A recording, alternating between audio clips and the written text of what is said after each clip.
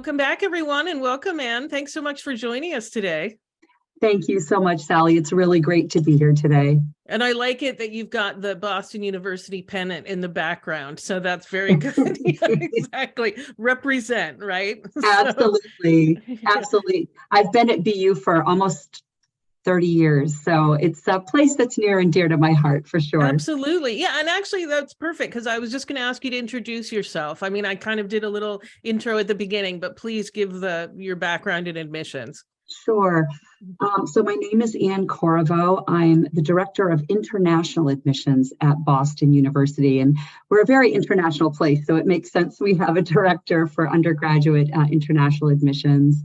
I have worked in many areas of international education. I've worked on the residence life side, but mostly in enrollment, so selection and those sorts of things, which is great because I get to meet students and families, not only in the US, but all over the world. Mm-hmm. And what we'll be talking about today will be relevant both domestically as well as for international students. Yeah. Absolutely. Okay. Yeah. All right, great. So let's do a quick summary. I mean, you mentioned how near and dear BU is to your heart. What's like a quick summary of things students should know about BU? Sure. I think, I'm very aware that the students and families listening are looking at a lot of great places, right? And, with over 3,000 tertiary institutions in the US, you have a lot of options. And then you include all over the world, quite frankly, Canada, a lot of great places.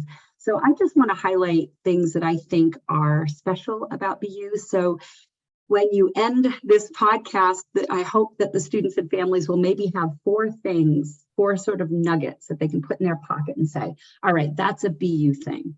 And the first for me, and it won't surprise you since you know what I do, in my focus area is really the international kind of component, this being a global university. I think that's important for students in the US to know about and students abroad to know about. So I know that a lot of schools will say we're really international, but I want to tell you why I think it's distinctive and a little different at BU. So we have one of the largest numbers of international students. We rank 7th in the country. So already you know that the kind of students you're going to be around at a place like us, they're going to be from, might have a kid from Sao Paulo on one side of you, and a kid from LA on the other, right? Mm-hmm. So it's that kind of place. So I think you need to be comfortable in that diversity, that global diversity. But having international students doesn't make you global. That's sort of an inbound component. And when you think global, you have to really be global, you have to have a reciprocity with the world. You have to have an exchange. BU was the first collegiate study abroad program 100 years ago. We asked our students, we asked our students to think outside. I did not know that. Yeah, before it was cool. We asked our students to think outside of Boston. We thought that was important 100 years ago. And so this idea that we have one of the oldest and largest study abroad, means that our domestic students are excited by that global exchange, and our international students, while if you're at BU, the world is there with you, you can also explore the world. And I love that. Hundreds of globally themed courses infused in our curriculum, and then a network of alumni and research and internships that, again, expand the globe. You're not really limited to the BU Boston experience. So I think that's exciting, and I think that's a differentiator. The other piece I would mention, Sally, is, speaking of diversity, is the breadth of programs. Again, a lot of schools have a lot of great programs. So let's say what's different about BU, it's the flexibility amid the 300 programs. So if students out there are looking at large research universities like us, we have about 16,000 undergrads, you're going to find that you're applying to schools within a school. And sometimes those have strict confines around them. So the reason I say this is because I think it's important for you to know that BU is a very flexible place. If you come in and study psychology in the College of Arts and Sciences, you are welcome and encouraged to take classes in Questrom School of Business, or Sargent Health and Rehabilitation Sciences, or the College of Fine Arts. So, when our president, Dr. Brown, came from MIT, over a decade ago, he said, that's the BU advantage, this idea that you can really explore. And let's really take those walls down between the schools and colleges and let students have an experience of breadth and, sort of with the undercurrent of the liberal arts that will really allow them to be transformed. So, and I just want to amplify that you're saying that too, because I always have to warn students, just because XYZ school has incredible fine arts doesn't mean you'll have access to it, to taking classes if it's not your major. Like, be aware. And often the bigger the school, the harder those walls are, the more impermeable they are. So this is very notable and important, I think. So I'm glad you brought it up. Yeah, thanks. So that's such a great point. Thanks for reinforcing that. So those are so international, highly flexible, lots of programs. The other piece that, again, I think puts us in a different kind of level is our level of research. Students and families out there listening will not know if I say we're an AAU school. They might say, so what? An AAU, American Association of Universities, is really an invitation only, about 60 universities that are identified as the highest level of research in North America. We're a member of that. And that's a prestige. And you don't get it just because, okay, sure, we have great graduate research, and sure, I don't know, $500 million in research funding. But you can't just be invited for that alone. You have to have a strong undergraduate research program. So those of you out there listening that are excited by research, whether that's researching Bitcoin, I've seen that on, as an opportunity, zebrafish, looking at genetics, foreign language, how people acquire learning. I mean, you name it, it's offered at the undergrad level. Some are funded, some are not, even for undergrads. So we actually have reserve funding for this program. So it's the Undergraduate Research Opportunities Program. And that's a piece I think does differentiate us, that level of experiential learning that is at contributing to new knowledge level, kind of level. And then I think the last of my four kind of highlights would be being urban, but being residential. And again, a lot of schools can say that, but very few in urban settings like a Boston or big name, fill in the blank big city, can guarantee housing for 4 years. That's a commitment that the university has invested greatly in, because we believe in residential learning. We believe that, look, you think about this, you've got students from more than 100 countries, you've got them studying 300 majors. This is living and learning 24/7. And you put them all together and most students live on campus.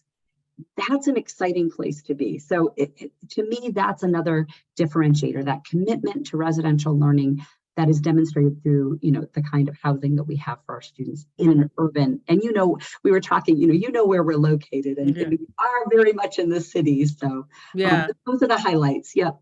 Yeah, Boston University is actually in a very fun neighborhood, and more than just Boston University students want to live there. So I will highlight that. There's not much of a campus. If you want a traditional campus, that's not BU. But if you're looking for that middle of the city kind of situation, wow, what a great opportunity. Absolutely. I would add to that. That's a great point. We are unashamedly urban. You are not wrong. Absolutely.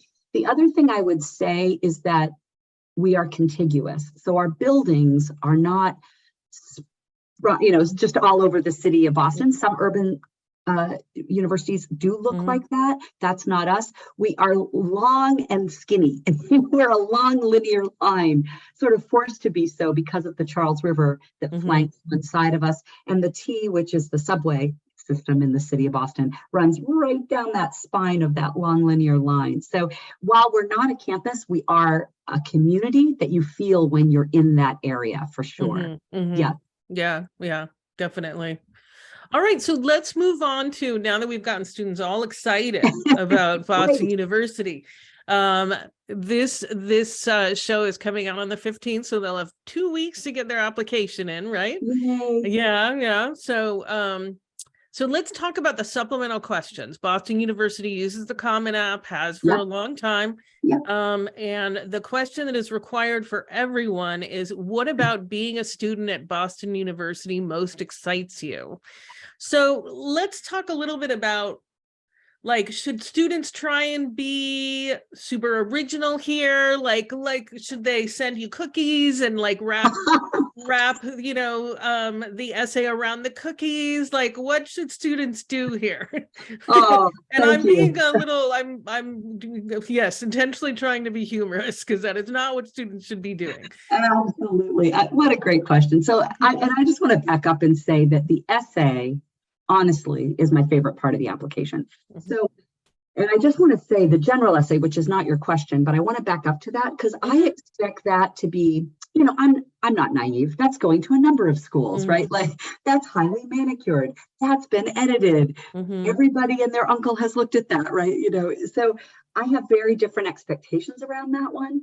But the YBU essay, I feel, is just for me, right? It's only for me. So I would just say that if you think BU, 82,000 applicants, they never read that. They probably don't waste their time. I will tell you, you are making a big mistake, students, because we do look at that and it becomes so important because it is so unique to us. So what are good ones and sort of what are bad ones, if you will, or how would I approach that as a student? I don't mean to be flip, but I know a lot about BU. I've just told you I've been there for a long time. So I think regurgitating the website, BU, one of the top hosts of international students. You're not wrong. That's true. But here's what I want to happen in that essay. I want you to say what excites you. But if I don't learn more about you in that, in other words, so what is that? So, okay, we're one of the hosts, but what does that mean to you? Why does that excite you? So there's got, to me, a beautiful YBU essay is the intersection between what BU offers and what you love, and that marriage, if you will, that fit, where they intersect, right? So I love when a student maybe adds their own experience, and that's why that piece of BU, I love that. Sometimes students dig in and look at course content and say, you know what, I'm really interested in studying psychology, and I see you have these different areas of focus. You can tell they've been thoughtful, but it's about them more than it's just about BU. So that's to me an elevated YBU essay. So yeah, I think that's a great question. I tell students it's not their job to write ad copy. That as you said, you already know about BU. They don't need to tell you about BU. They need to tell you about why they like BU. Absolutely. I love that. Don't write ad copy. I'm going to steal that. Yeah, please do. It seems to get through sometimes to students who are like, I don't know what they want. Like, they want to know why you like it. Why do you like it? Yeah. And I realize the challenge, right, is we say, yep, and you have 250 words. I see that, right? So we're asking you to be concise. We're asking you to be thoughtful. I think the families listening today, the students listening today are going to do a great YBU. Why? Because they've invested their time in listening to this, hopefully maybe getting something from what I shared, and maybe something resonated, and maybe they'll go to the website and, geez, she said research. I didn't realize. Let me dig. Ooh, look at this research. That matches me perfectly. I'm going to address that in my YBU. Like that's what I hope is really the result. Yeah, I tell students, stop writing in the third person, use the I. I'm really excited about XYZ. That's what they want to know. Got it. So yeah. All right. And then you have an optional, and I want to stress that I think really here optional means optional, right? Like often students are stressed out that optional doesn't really mean optional. But this is truly optional, and I'll just read it. You probably have it memorized, but it said additional information. Please use this space if, and this is a big if, you don't have to do this, you have additional information, materials, or writing samples you would like us to consider. So what are some good examples of when you thought, oh, students really made a good use of this space? And are there examples of when you thought this student probably felt like they had to, but didn't really need to do this? Yeah, that's a great question. That is, first of all, I want to put, you said it well. I mean, I think students shouldn't feel compelled to do that. Like, oh, a space, I should fill it. Not really. I think this is if something is unusual in your circumstance that you think might be missed in how maybe it didn't come through you don't want it to be the topic of your essay, but it's something you'd like the admissions committee to know. Often those are not lengthy. They're just really highlighting something specific. So a good use of that, I've seen it used in a myriad of ways. Everything from talking about a personal circumstance that had them shifting in some way. I love when students use that space to kind of own something and tell some sort of, let me just say, we don't expect students to be perfect, right? Like ever. And so I think when students kind of own an experience that maybe didn't show their best, whether that's academic or otherwise, I think is a good use of that space. And again, not lengthy necessarily. So it is very open. Yeah. Yeah, a classic example that I would use is, like, I've worked with students who were diagnosed fairly late with learning disabilities. So I worked with one student, very, very smart young man, but because of his learning disability, pretty severe ADD, was smart enough that he masked it for a long time, but finally in his sophomore year got tested and his grades shot from B's and C's to A's, like all A's once he was diagnosed. And so obviously I was actually his high school counselor at this time. So obviously I addressed it in the letter, but I also said, why don't you just write a brief statement, but don't use it for your main essay. Like, you can write about anything for your main essay. I mean, unless for some reason it's compelling to you, you can use this extra information spot to put in something like that. And that's what he did. And I was so happy that the colleges were very understanding. They all kind of said, okay, his 11th grade grades are really what is relevant here. Exactly. And that adds, like you're saying, that's helping us have context, that piece of information, whether it's coming from the counselor or from the student or from both. I kind of find that always really helpful, right? When the counselor says something like in the case you just shared, and the student shares equally in their own voice. It's great. It can also be, though, I'm guessing, like, maybe a student is a poet. I mean, I want to be very clear that, like, I am not recommending a student who's never written poetry before decide to write a poem for Boston University, but somebody who has a particular passion, like a true talent, maybe would you be open to them sharing that? Sure, and students do, and sometimes they attach them as what we call other documents, and sometimes they come through in that space. You're right, students have things that just somehow the common application isn't satisfying, right? They have more to share, and that's very appropriate. I think the one thing I would say is when you're applying to a place like BU, be thoughtful about how many and what you do. Make it that that one thing rather than like a host of things, because you don't want us to skim through that. Like, let's say you're a great poet in your case, and you give me 20 poems, but really you have one you think is most illustrative of your work. That would be better, because I don't have time to read all of them, but if you give me one, yay.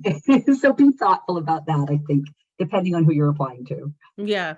And again, don't feel like you have to fill the space. If you're not a poet, this is not the time to start. It's really not. Like, lead in and try and look objectively and think carefully about, have my best qualities already been highlighted? Not necessarily according to my parents, who want the whole world to know what a sweet young man I am, right? But like, objectively, was I able to encapsulate my activities in the application already, etc.? If that's the case, then you don't need to use this area. Yeah. Okay. Yeah.